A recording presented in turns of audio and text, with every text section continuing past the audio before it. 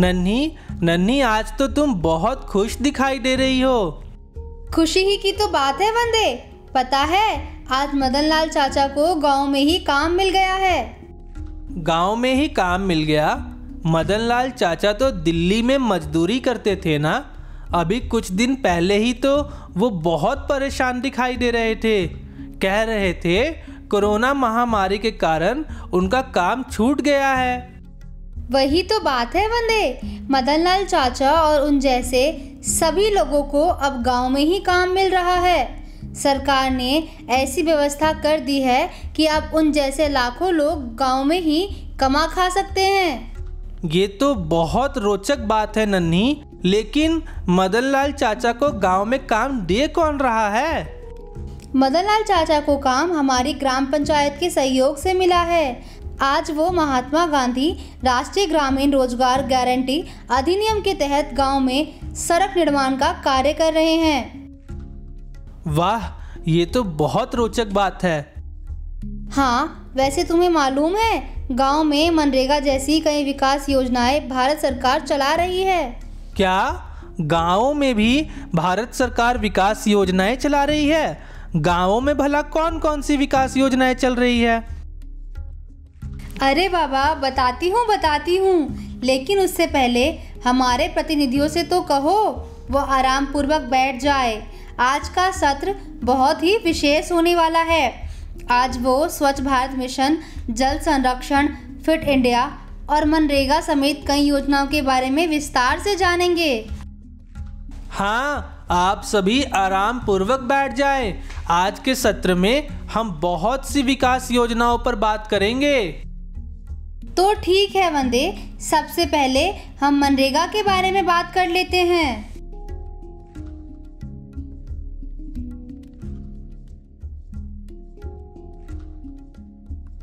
जम्मू कश्मीर के गांवों की सूरत बदल रही है। काम की तलाश में होने वाला पलायन धीरे धीरे रुक रहा है। लोगों को स्वाभिमान के साथ गांव में ही काम मिल रहा है, जिससे एक तरफ जहां गांव का विकास हो रहा है, वहीं लोग आर्थिक रूप से सशक्त हो रहे हैं। मनरेगा ने लोगों को खुशियों की सौगात दी है। आज गांव-गांव में जल संरक्षण, बागवानी, गौशाला, वृक्षारोपण, लघु सिंचाई एवं चकबंद से जुड़े अनेक कार्य हो रहे हैं। मनरेगा योजना क्या है? महात्मा गांधी राष्ट्रीय ग्रामीण रोजगार गारंटी अधिनियम को आम भाषा में लोग मनरेगा के नाम से जानते हैं। भारत सरकार की ये योजना ग्रामीणों को रोजगार की गारंटी देती है। आज देश के लाखों गरीब और बेरोजगार परिवारों के लिए ये योजना आजीविका का साधन साबित हो रही है। मनरेगा योजना के उद्देश्य। मनरेगा योजना का लक्ष्य ग्रामीणों के जीवन को आर्थिक एवं सामाजिक रूप से सशक्त करना है। योजना का लक्ष्य है कि ग्रामीण भारत में निवास करने वाले गरीब व कमजोर आय वर्ग के लोगों को कम से कम प्रति वर्ष 100 दिनों का रोजगार मिले। विकास कार्यों के साथ साथ गांवों की सुंदरता पर काम हो। ग्राम पंचायत स्तर पर रोजगार बढ़ाकर शहरों की तरफ होने वाले पलायन पर रोक। गरीब परिवारों को आजीविका के साधन उपलब्ध करवाना। गरीब परिवारों की आय में वृद्धि करना। समाज के गरीब एवं कमजोर वर्ग के लोगों को मुख्य धारा से जोड़ना।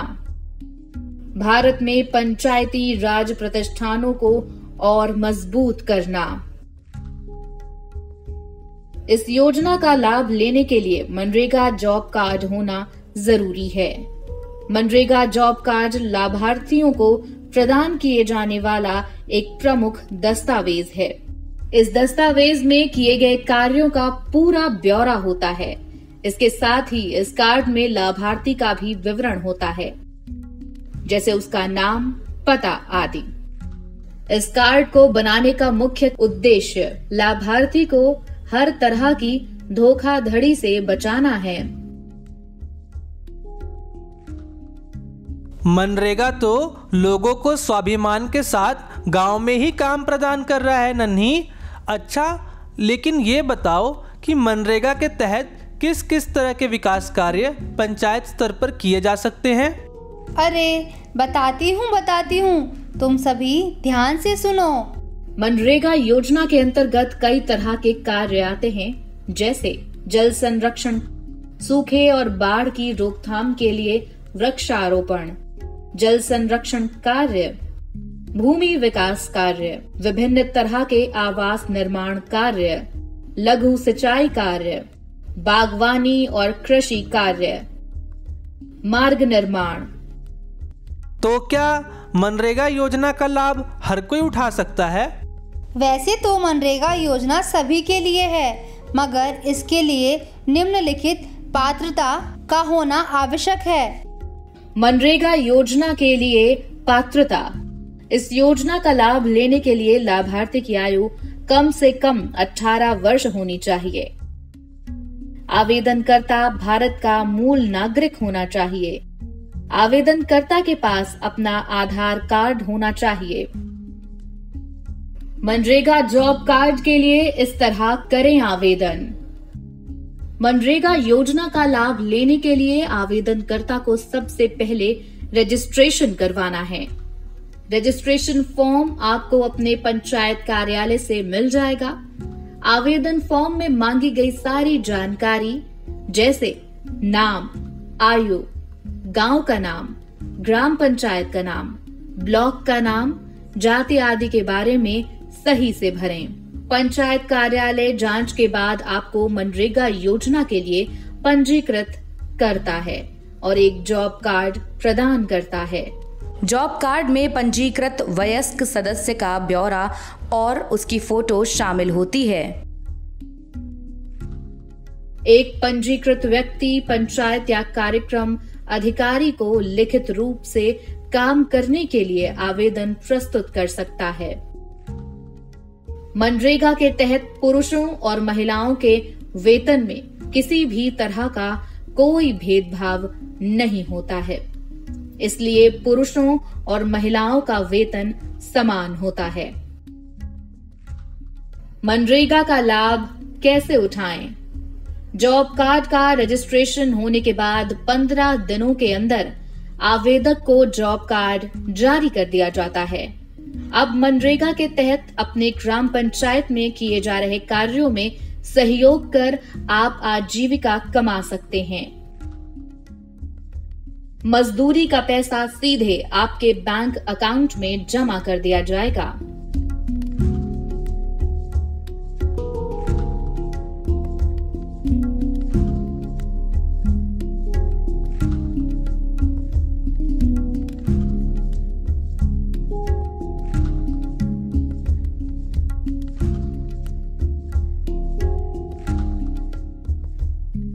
मनरेगा आशा की किरण।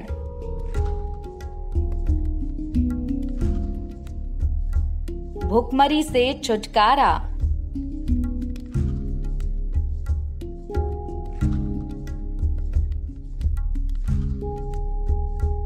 गरीबी उन्मूलन।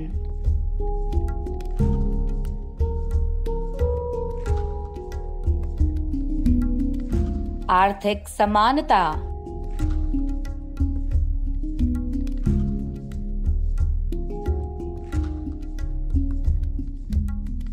लैंगिक समानता।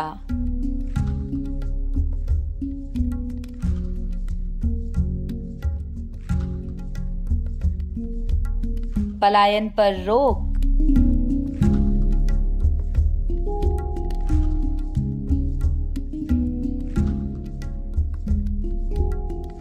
सौंदर्यीकरण।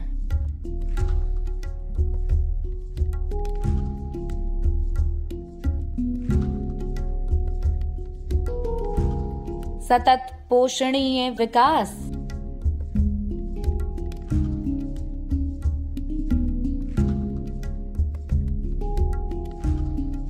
कुपोषण से छुटकारा।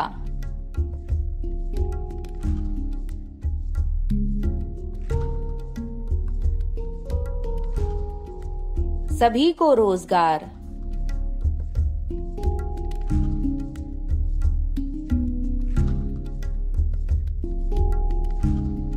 स्थानीय क्षेत्रों का विकास।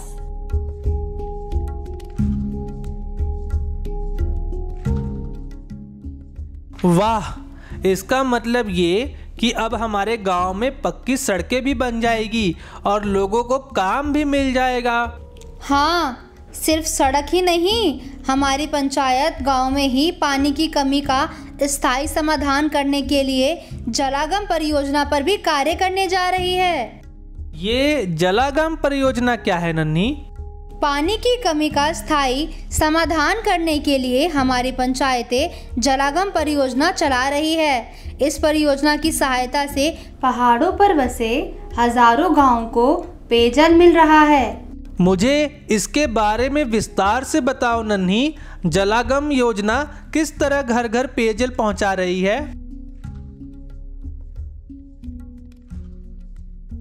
जलागम ऊंचे ऊंचे पहाड़ों एवं टीलों की श्रृंखलाओं का एक ऐसा जल संग्रहण भूखंड है जहां से जल का बहाव निचले क्षेत्र की घाटियों की तरफ होता है। इस परियोजना में ध्यान रखा जाता है कि पानी का बहाव एक निश्चित स्थान की तरफ ही हो। ये योजना जल संरक्षण की दृष्टि से बहुत ही लाभकारी है।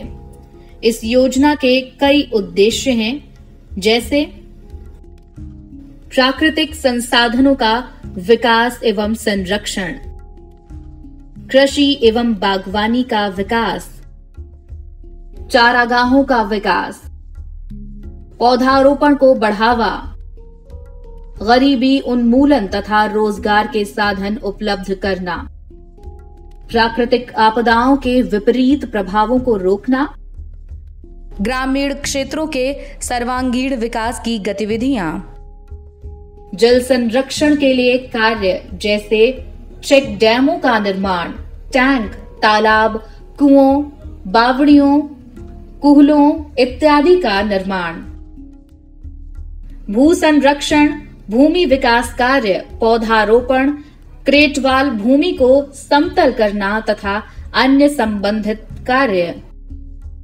वर्षा के पानी के बहाव को रोकने हेतु चेक डैमों का निर्माण, वनीकरण से जुड़े कार्य, जन समुदाय की सहभागिता हेतु स्वयं सहायता समूहों का गठन तथा उनके द्वारा विभिन्न प्रकार की आर्थिक गतिविधियों को चलाना, जलागम क्षेत्र का चयन तथा विकास योजनाओं को लागू करना। जलागम परियोजना उन क्षेत्रों के लिए लाभदायक है जहां पर पानी की कमी की समस्या गंभीर है। जलागम परियोजनाएं तथा योजनाएं जलागम संघ तथा ग्राम सभा द्वारा बनाई और अनुमोदित की जाती हैं। जलागम परियोजनाओं के क्रियान्वयन हेतु प्रशासनिक व्यवस्था, जलागम परियोजना की स्वीकृति के पश्चात निम्न प्रक्रिया अपनाई जाती है। जिला स्तर पर समन्वय सुनिश्चित करने के लिए जिला स्तरीय जल संरक्षण विकास समिति का गठन किया जाता है। इस समिति में पंचायती राज संस्थाओं के प्रतिनिधियों के अलावा इस प्रकार की योजनाओं के कार्यान्वयन से संबंधित विभागों के जिला स्तर के अधिकारी, गैर सरकारी संगठन के प्रतिनिधि एवं विषय विशेषज्ञ सम्मिलित होते हैं। परियोजनाओं के प्रभावी तथा व्यावसायिक प्रबंधन एवं कार्यान्वयन हेतु जल संरक्षण विकास दलों का गठन किया जाता है। इसमें वानिकी, विज्ञान, सिविल इंजीनियरिंग एवं सामाजिक विज्ञान के विषयों से संबंधित एक एक सदस्य 10 से 12 जलागमों के विकास हेतु विकास दल में काम करते हैं। इस दल का उद्देश्य जलागम क्षेत्र में विकास हेतु कार्य योजना को तैयार करना, गतिविधियों का चयन करना, तकनीकी जानकारी एवं जागृति पैदा करना है। जलागम क्षेत्र से संबंधित पूरी जानकारी लोगों को मिल सके, इस बात का ख्याल रखना भी इन्हीं का काम है। आमतौर पर जलागम क्षेत्र में किए जाने वाले कार्यों के लिए उस क्षेत्र के लोगों को इस परियोजना में शामिल किया जाता है। स्थानीय लोग प्रत्यक्ष या अप्रत्यक्ष रूप से जलागम क्षेत्र पर निर्भर होकर स्वयं सहायता समूह एवं उपभोक्ता समूह बनाकर विकास गतिविधियों में जुड़ते हैं।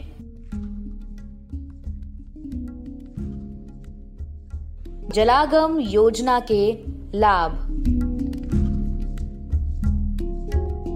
उन्नत कृषि,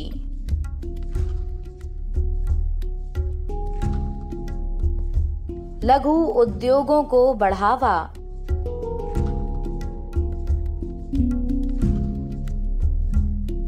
पलायन पर रोक,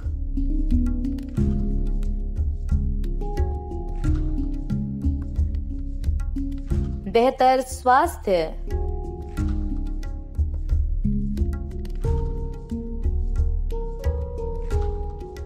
हर घर को जल,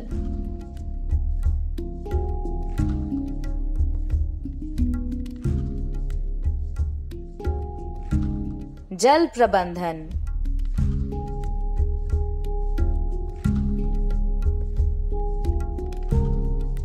जल संरक्षण,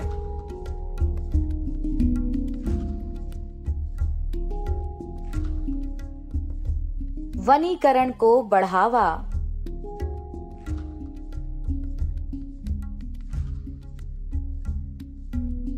जल दोहन पर रोक,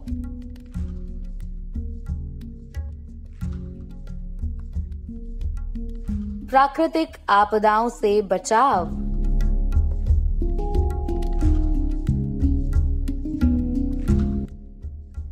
वाह, इस योजना की सहायता से तो कई गांवों में पेयजल की समस्या दूर हो जाएगी। हाँ, बिल्कुल सही। सिर्फ पानी ही नहीं, स्वच्छ पानी लोगों को मिलेगा। आखिरकार हमारी पंचायतें स्वच्छ भारत योजना पर भी तो काम कर रही है। स्वच्छ भारत योजना, इस योजना की सहायता से तो हमारे गांव सुंदर व स्वच्छ हो जाएंगे ना? हाँ वंदे, इस योजना के माध्यम से जम्मू कश्मीर के सभी गांव स्वच्छ व सुंदर हो जाएंगे।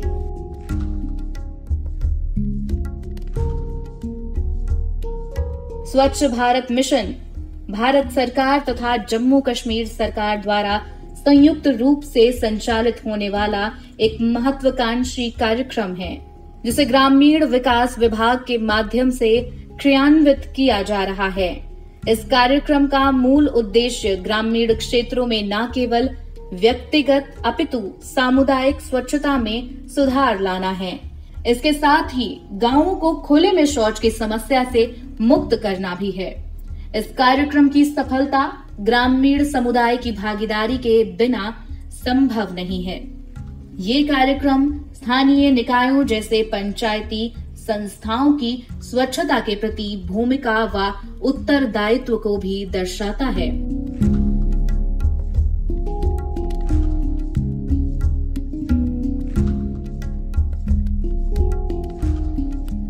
गांधी जी ने कहा था कि स्वच्छता स्वतंत्रता से ज्यादा जरूरी है।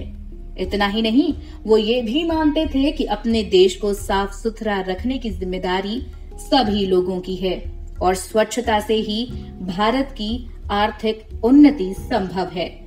महात्मा गांधी जी के सपने से ही प्रेरित होकर माननीय प्रधानमंत्री श्री नरेंद्र मोदी जी ने 2 अक्टूबर 2014 को स्वच्छ भारत अभियान का शुभारंभ किया। भारत की आत्मा उसके गांवों में बसती है, इसलिए स्वच्छता अभियान में हर गांव का भाग लेना आवश्यक है। आज देश के लगभग 6 लाख से अधिक गांव कचरे की समस्या से जूझ रहे हैं, लेकिन गांव में फैल रही कचरे की इस समस्या को बहुत हद तक कम किया जा सकता है।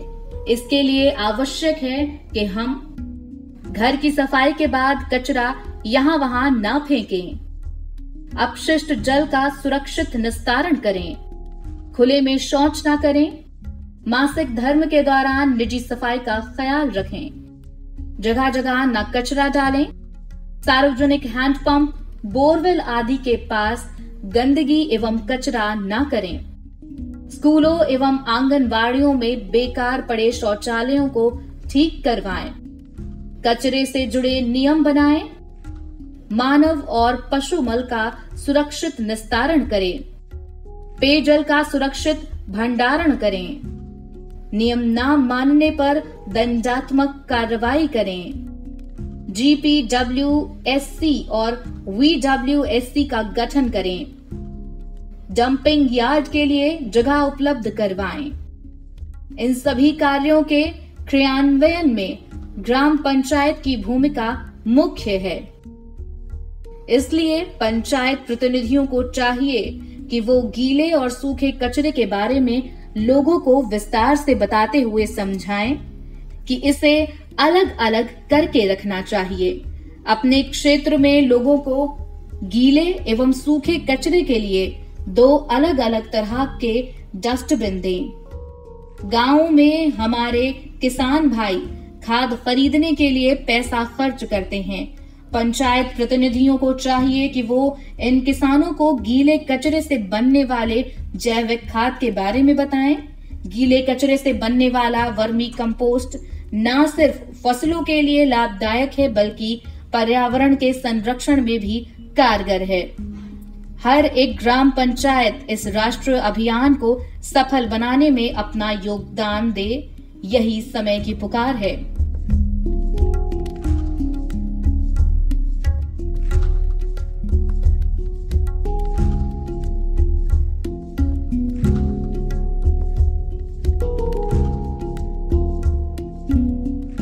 स्वच्छ भारत के लाभ।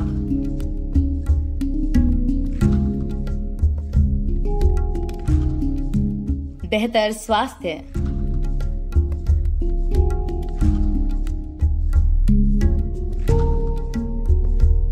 सौंदर्यीकरण,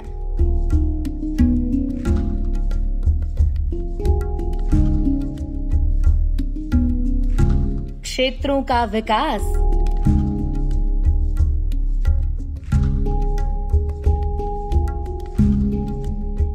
समाज का विकास,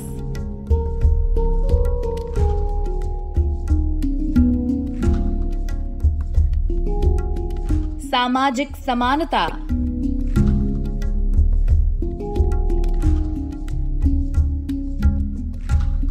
कचरे से छुटकारा,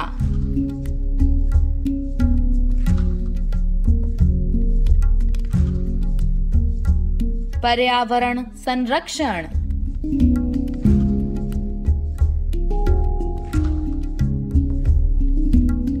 जलाशयों का संरक्षण,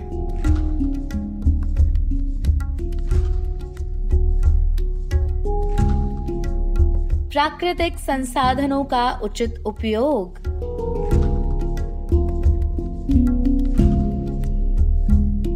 वनीकरण को बढ़ावा,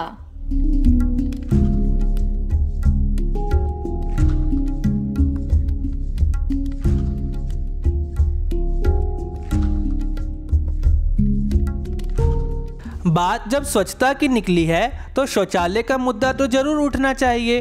क्या हमारे गांव में कोई ऐसी योजना भी चल रही है जिससे लोगों को शौचालय बनाने में सहायता मिले? हाँ वंदे, हमारे गांव में ऐसी योजना चल रही है। सिर्फ हमारे गांव में ही नहीं बल्कि जम्मू कश्मीर के अन्य गांव में भी इस तरह की योजनाएं चल रही हैं।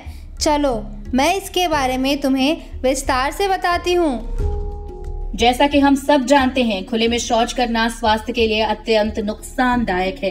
लगभग 80% बीमारियों की जड़ हमारे आसपास मौजूद गंदगी है। एक इंसान के मल में लगभग 1 करोड़ से अधिक वायरस होते हैं जो मक्खी मच्छर के द्वारा मनुष्यों के शरीर में प्रवेश कर उसमें बीमारी फैलाते हैं। इन्हीं बातों को ध्यान में रखते हुए माननीय प्रधानमंत्री जी ने स्वच्छ भारत योजना के अंतर्गत शौचालय बनाने के कार्य को सर्वोच्च प्राथमिकता दी है। अच्छी बात यह है कि ये योजना भारत को स्वच्छ बनाने में मील का पत्थर साबित हो रही है तथा जमीन पर इसके अभूतपूर्व परिणाम देखने को मिल रहे हैं। उत्तराखंड, हरियाणा, सिक्किम, हिमाचल प्रदेश और केरल जैसे कई राज्य खुले में शौच की समस्या से पूरी तरह मुक्त हो चुके हैं। वहीं ग्राम स्तर पर भी ये योजना सकारात्मक रूप से आगे बढ़ रही है, जिसके परिणाम स्वरूप 2 लाख से अधिक गांव खुले में शौच की समस्या से मुक्त हो चुके हैं। इस योजना के माध्यम से देश के उन नागरिकों को शौचालय बनाने में मदद दी जा रही है जो आर्थिक तंगी के शिकार हैं। शौचालय बनाने के लिए सरकार 12,000 रुपए की आर्थिक सहायता दे रही है। शौचालय निर्माण योजना के निम्नलिखित उद्देश्य हैं: ग्रामीण क्षेत्र में लोगों के जीवन स्तर में सुधार करना, पर्यावरण का संरक्षण करना, शौचालय निर्माण कर खुले में शौच की समस्या से मुक्ति पाना, स्वच्छता कार्यक्रमों को बढ़ावा देना, लोगों को सफाई के लिए जागरूक करना। शौचालय योजना के लिए निम्न पात्रता का होना आवश्यक है। योजना का लाभ नए शौचालय निर्माण पर मिलेगा। योजना के लिए वही लोग पात्र होंगे जो गरीबी रेखा से नीचे हैं। आवेदनकर्ताओं के पास आवासीय प्रमाण पत्र का होना आवश्यक है। आवेदनकर्ताओं के पास आय प्रमाण पत्र का होना अनिवार्य है। आवेदनकर्ताओं का आधार कार्ड व वोटर कार्ड होना चाहिए। आवेदन करने के लिए परिवार का बीपीएल अथवा गरीबी रेखा से नीचे वाला कार्ड जमा करना अनिवार्य है। सामुदायिक स्वच्छता परिसर। इस कार्यक्रम के तहत सामुदायिक स्वच्छता परिसर, जिसमें शौचालय की सीटों, स्नान घरों, धोने की जगह, वॉश बेसिन आदि के साथ साथ उपयोग हेतु पानी की उपयुक्त उपलब्धता पर ध्यान दिया जाएगा। शौचालय स्थापना गांव में उस स्थान पर की जा सकती है जो सर्वमान्य हो व सभी के लिए उपलब्ध हो। साधारण तौर पर ऐसे परिसरों का निर्माण केवल तभी किया जाएगा जब पारिवारिक शौचालयों के निर्माण के लिए गांव में जगह की कमी हो और समुदाय उनके परिचालन एवं अनुरक्षण की जिम्मेवारी सुनिश्चित करे तथा उसके लिए विशिष्ट मांग करे। सामुदायिक स्वच्छता परिसर के लाभ।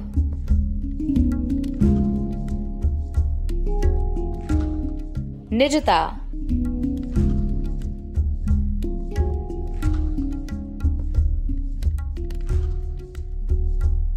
बीमारियों से छुटकारा।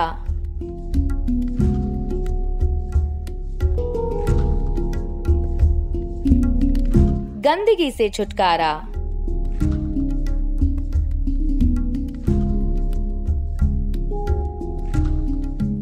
स्वच्छता।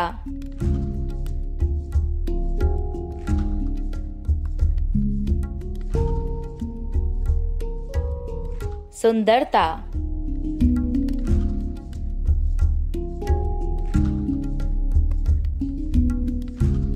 सुरक्षा।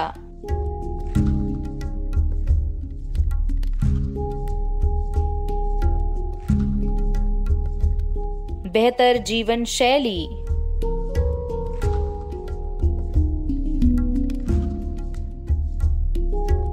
अपशिष्ट प्रबंधन।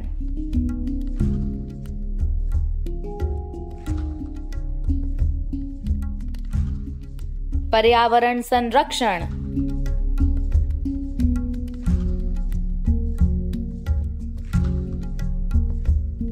बेहतर स्वास्थ्य।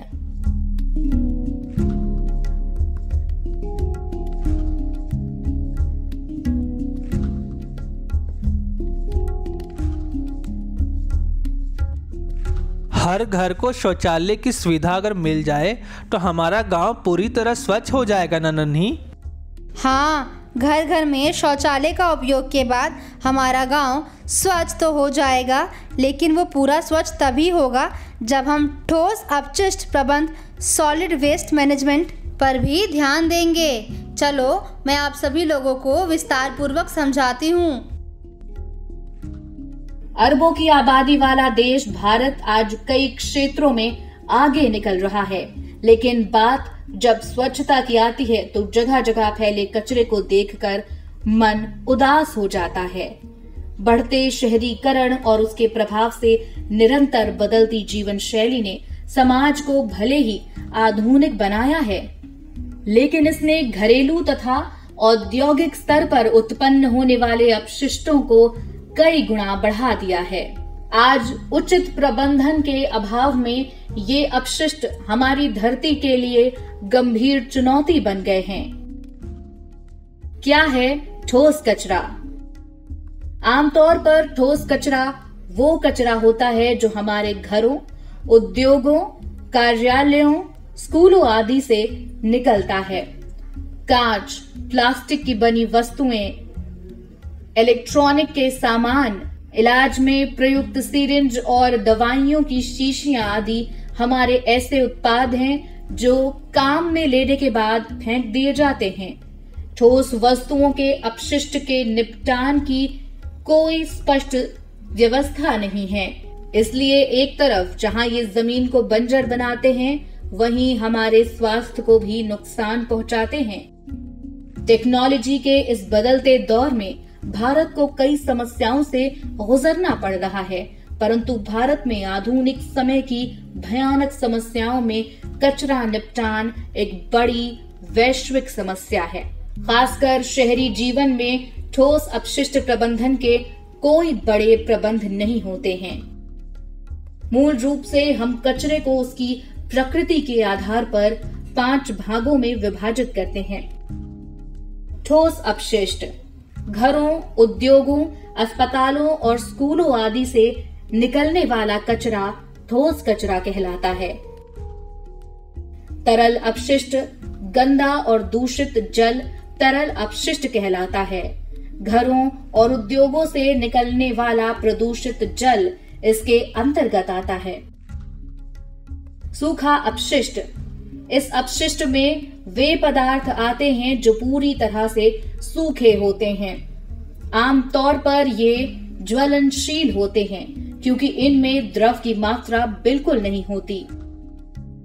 बायोडिग्रेडेबल अपशिष्ट कार्बन युक्त पदार्थ जो मिट्टी में दबाने से गल जाते हैं, उन्हें इन अपशिष्टों की श्रेणी में रखा जाता है।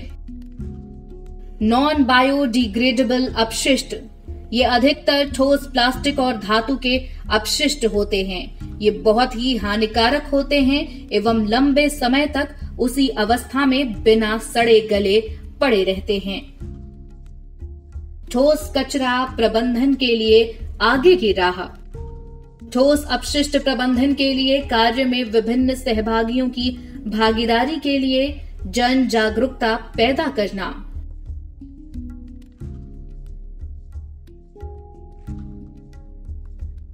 कूड़े करकट का संग्रह करने, उसकी छटाई, परिवहन और प्रसंस्करण के लिए शहरी स्थानीय निकास की जरूरत के अनुसार कार्य योजना बनाना। कूड़े करकट के प्रसंस्करण की सुविधाओं की स्थापना पर जोर दिया जाना चाहिए। कूड़े करकट में से संसाधनों को छांटकर निकालने पर जोर देते हुए अनुसंधान और विकास गतिविधियों को बढ़ावा दिया जाना चाहिए। ठोस अपशिष्ट प्रबंधन की विभिन्न व्यवस्थाओं के तहत क्षमता निर्माण,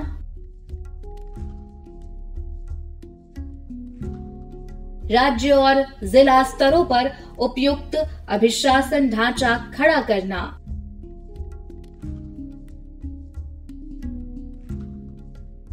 शहरी स्थानीय निकायों कूड़ा फैलाने वालों को बुनियादी ढांचा खड़ा करने के लिए स्पष्ट रूप से जिम्मेदारी सौंपना और अनौपचारिक क्षेत्रों को कूड़ा इकट्ठा करने छांटने के काम में भागीदार बनाना।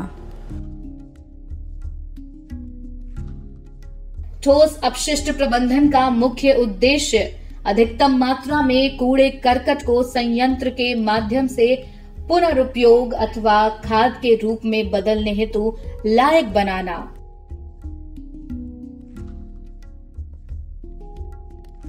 इस कचरे का समुचित उपयोग करके बिजली उत्पादन किया जा सकता है।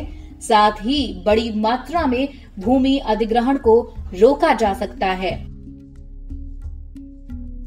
अपशिष्ट की उत्पन्न मात्रा को यदि एकत्र किया जाए और उसका भली भांति उपयोग किया जाए तो प्रभावी रूप से ऊर्जा उत्पन्न की जा सकती है। व्यापार मॉडल का उपयोग।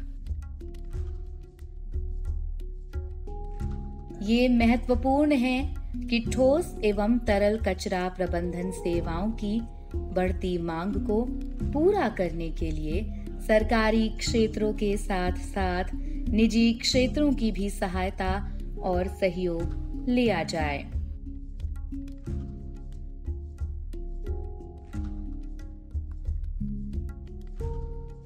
इसलिए ग्रामीण क्षेत्रों में लोगों तक स्वच्छता सेवाओं को पहुंचाने के लिए राज्यों को निजी क्षेत्रों का सहयोग लेना चाहिए।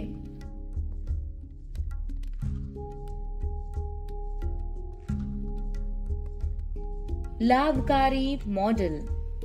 लागत के सही बंटवारे, लागत वसूली और राजस्व सृजन के सिद्धांतों पर आधारित उचित व्यवस्थाओं से स्वच्छ भारत के लक्ष्यों को प्राप्त किया जा सकता है।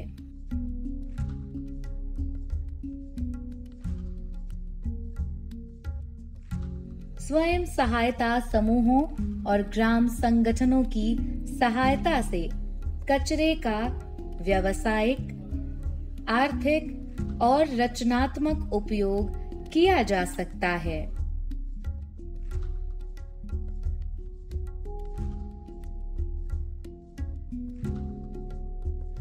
टोपोग्राफी, भूजल स्तर, मिट्टी की स्थिति आदि के आधार पर राज्य उपयुक्त तकनीक का चयन कर सकते हैं।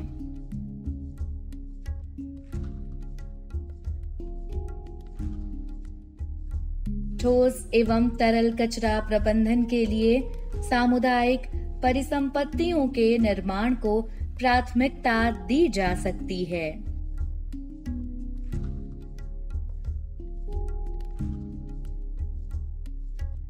ठोस एवं तरल कचरा प्रबंधन के काम को मनरेगा सहित विभिन्न योजनाओं के माध्यम से जोड़ा जा सकता है।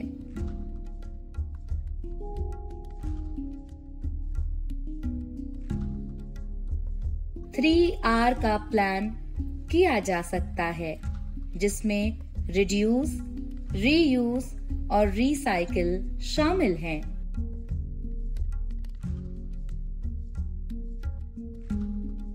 पंचायत प्रतिनिधि कचरा एकत्रण, पृथक्करण और प्रबंधन से जुड़ी चुनौतियों के प्रति लोगों को जागरूक कर सकते हैं।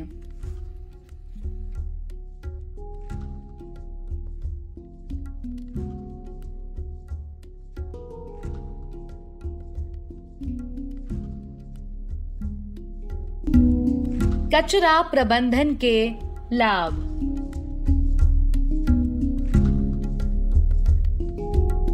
स्वच्छ पर्यावरण,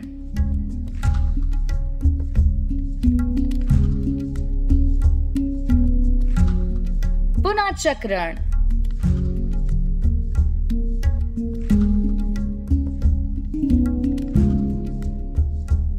बीमारियों से छुटकारा,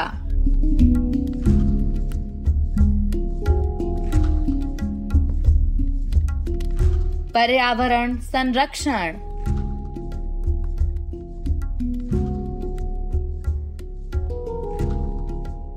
सौंदर्यीकरण,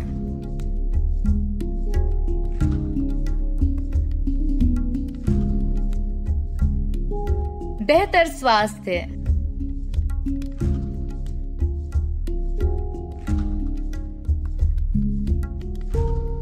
जीवन स्तर में सुधार,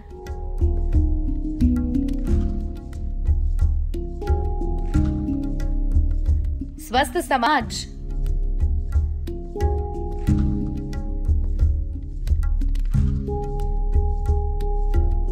अतिक्रमण से छुटकारा।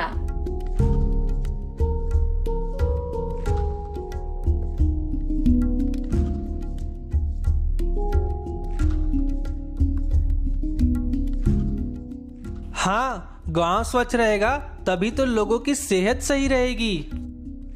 हाँ, जनता की सेहत के बारे में हमारे प्रतिनिधियों को जरूर सोचना चाहिए। सरकार भी लोगों के स्वास्थ्य को सुधारने के लिए फिट इंडिया मूवमेंट चला रही है। चलो मैं इसके बारे में भी विस्तार से बताती हूँ।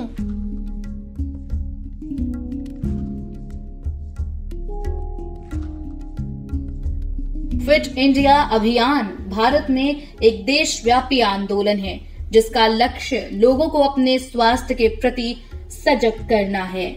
ये अभियान लोगों को शारीरिक गतिविधियों और अपने दैनिक जीवन में खेल को शामिल करने के लिए प्रेरित करता है।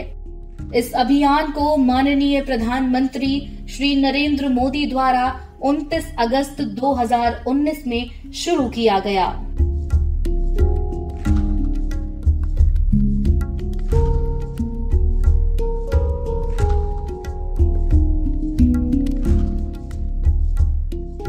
साथियों, स्पोर्ट्स का सीधा नाता है फिटनेस से, लेकिन आज जिस फिट इंडिया मूवमेंट की शुरुआत हुई है उसका विस्तार स्पोर्ट्स से भी बढ़कर के आगे जाने का है।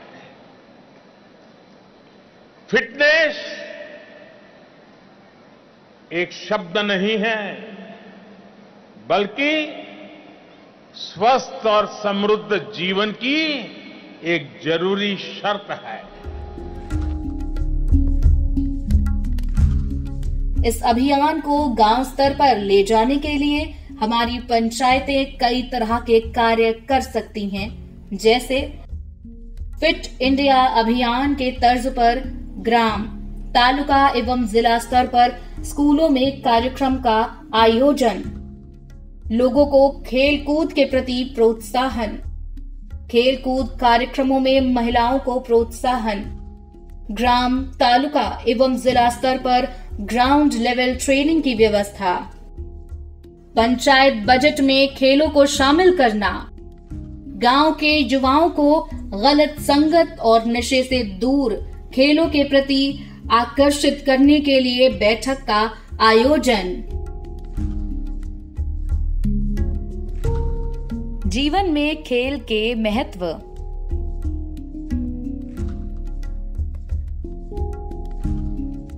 स्वस्थ हृदय,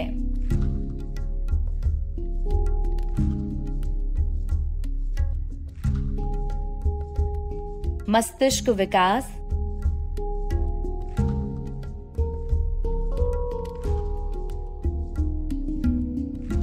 स्वच्छ श्वसन प्रणाली,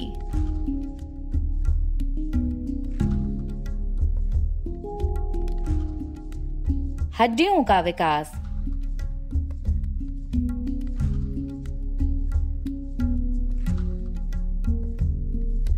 आंखों की रोशनी बढ़ाने में सहायक,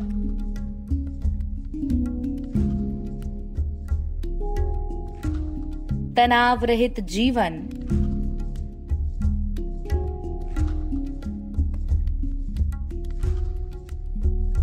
क्षमता विकास,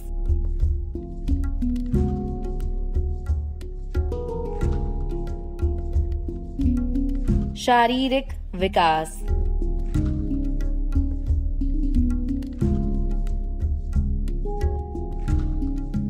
मोटापे से छुटकारा,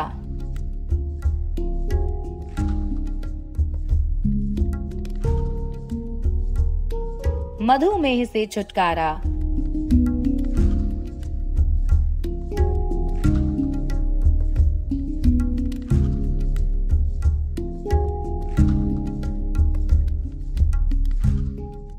आज तो मुझे पंचायत स्तर पर चल रहे कई विकास कार्यों की जानकारी मिली। इन सभी विकास कार्यों पर अगर हमारे प्रतिनिधि गौर करें तो हमारा क्षेत्र कितना विकसित हो जाएगा ना नन्ही। हाँ, इन सभी विकास योजनाओं पर अगर हमारे प्रतिनिधि कार्य करेंगे तो हमारा गांव बहुत ही विकसित हो जाएगा।